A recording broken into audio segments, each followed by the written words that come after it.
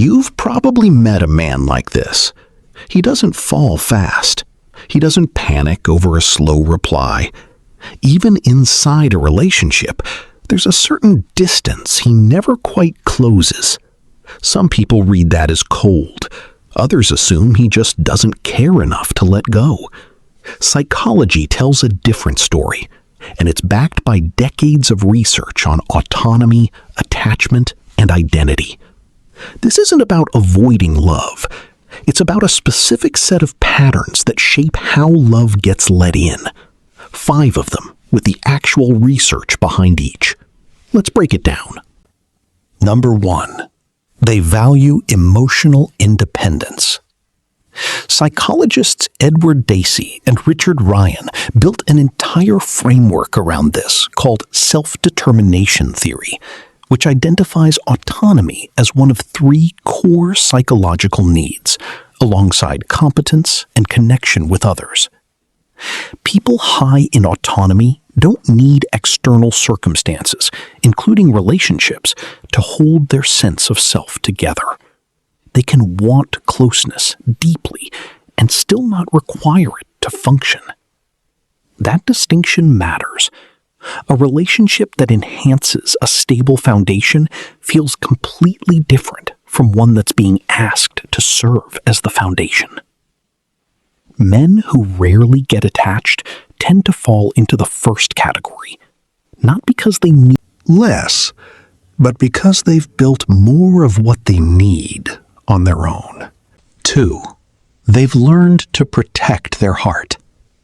John Bowlby, the founder of attachment theory, described something called internal working models, mental templates built from past relationship experiences that quietly shape how much trust a person extends and how fast. A painful breakup or an unexpected betrayal doesn't just hurt in the moment. It can update that internal model, making future caution feel less like a choice and more like common sense. That's different from being incapable of attachment. Researchers studying what's called earned secure attachment have found that people can absolutely build deep, trusting bonds after difficult histories. They just tend to build them slower and with more observation up front. Caution, in this light, isn't a wall. It's a lesson that hasn't finished being unlearned. 3. They don't confuse attraction with attachment. In 1979, psychologist Dorothy Tennov coined a term for the specific, often overwhelming state of early infatuation: limerence. Intense, intrusive, often involuntary attraction that can feel exactly like love while it's happening.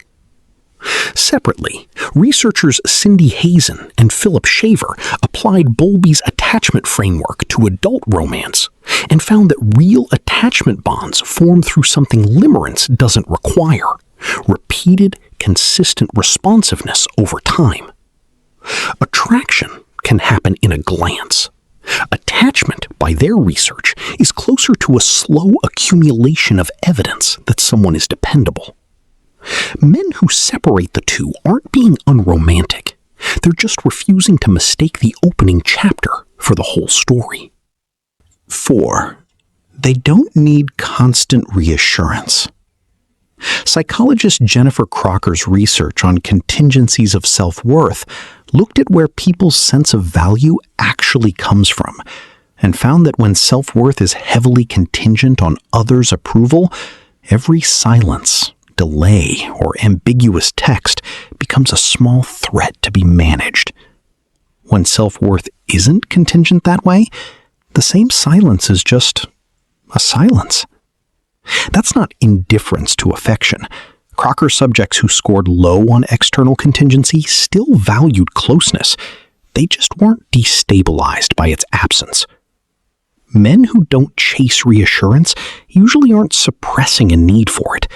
The need was never wired to someone else's response time in the first place. 5. They refuse to lose themselves in a relationship. Family therapist Murray Bowen described this dynamic directly through a concept called differentiation of self, the capacity to stay emotionally connected to someone while still maintaining a clear, separate sense of your own values, goals, and identity. Low differentiation looks like fusion. Two people's moods, decisions, and identities blurring into one. High differentiation looks like closeness without disappearance. Men who keep their goals, friendships, and interests intact while deeply attached aren't holding back from the relationship. By Bowen's model, they're doing the version of attachment that tends to actually last, because there were still two distinct people in it. Rarely getting attached doesn't mean someone is incapable of it.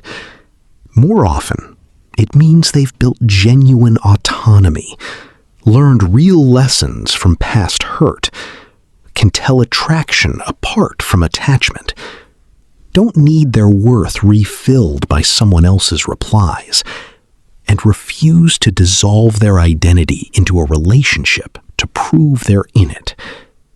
None of that is emotional distance. It's what emotional stability actually looks like from the outside, which, ironically, is often mistaken for the opposite. Loving without losing yourself isn't the absence of attachment. It's what secure attachment was supposed to look like all along.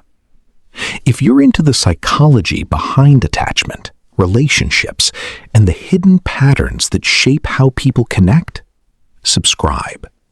Because here, we don't just describe behavior, we trace it back to the research.